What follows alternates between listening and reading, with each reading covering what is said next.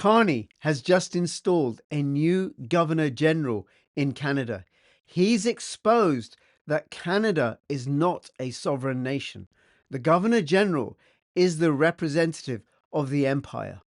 That's what we're going to talk about in this clip. And I think this is from the standpoint of the globalist outlook.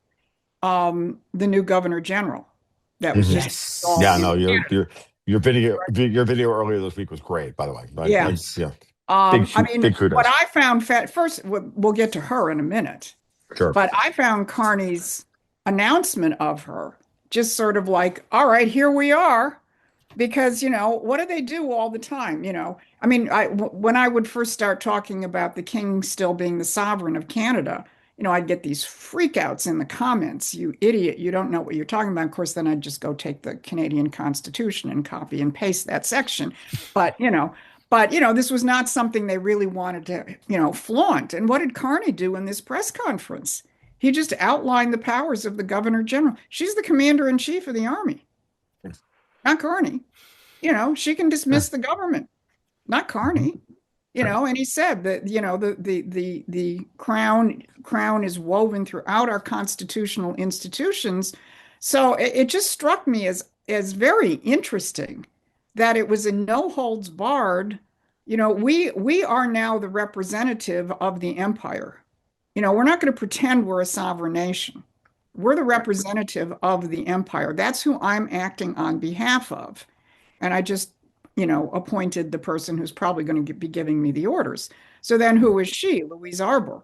Cuts her Supreme Court jurist in Canada, but cuts her eye teeth as the UN, High Commissioner for war crimes. I can't remember the name. International Criminal Court. Well, she wasn't the ICC per se, which is what's interesting. She was the institution which preceded it and essentially set the precedent for it.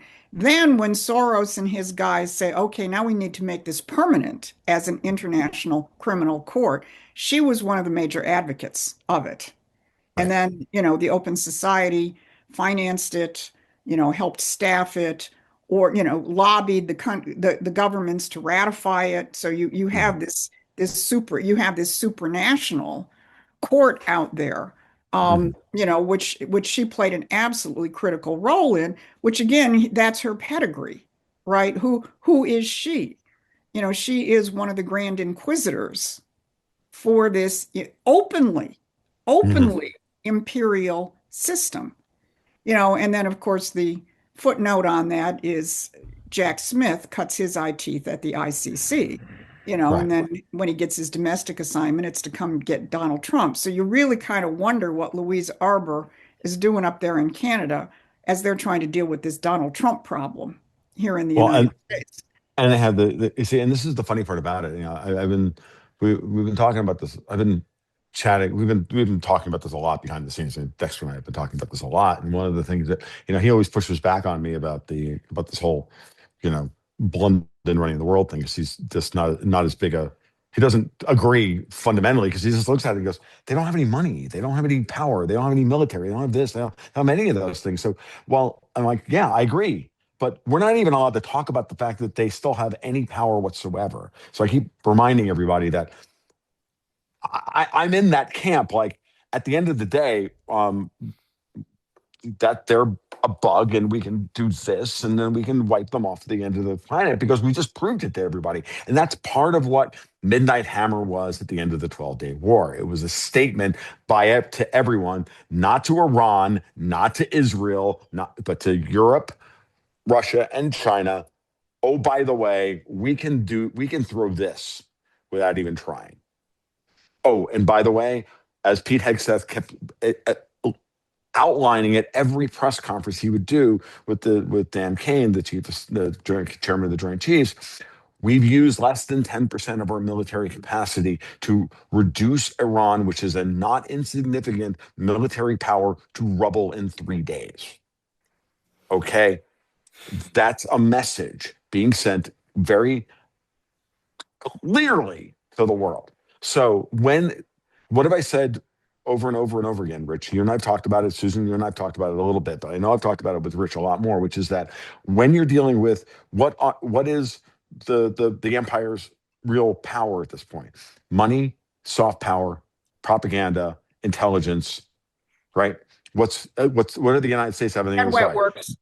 Wet works, and then military power, military power, military power, financial power, and soon and still industrial power.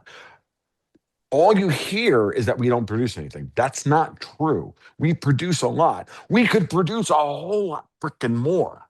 And Gonna that's be. what Trump is right. And we're not gonna be. We're in the process of doing it right now. If you're unsure of that, follow Craig Fuller over at Freight Waves.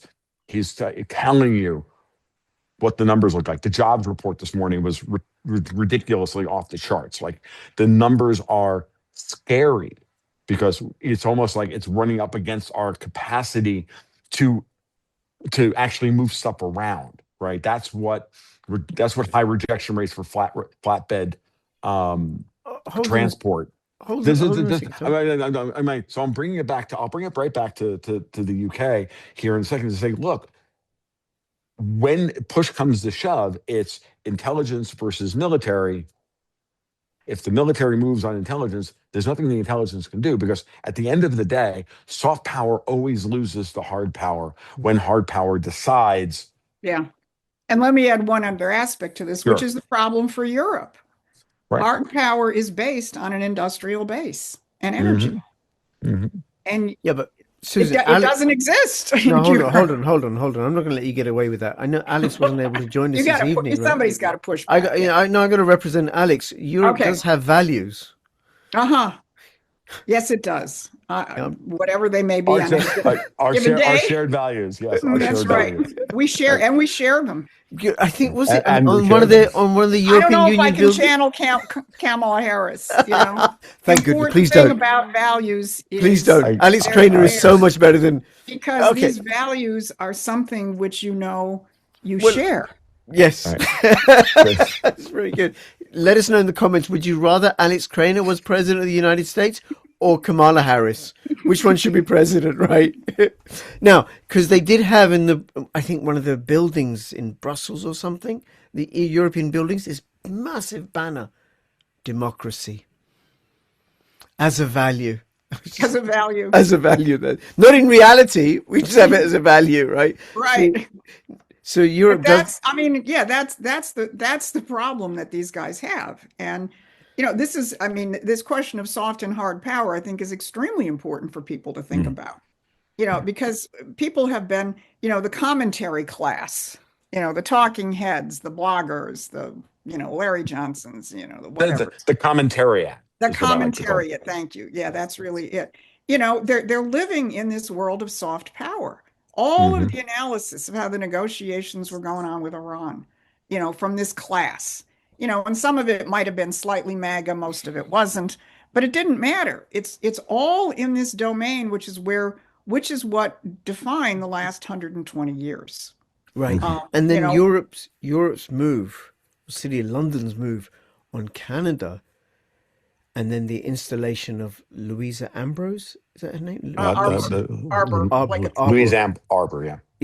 Yeah. As the Governor General, she can dismiss, and then she's Commander in Chief, allows Europe to get access to all that Canadian collateral.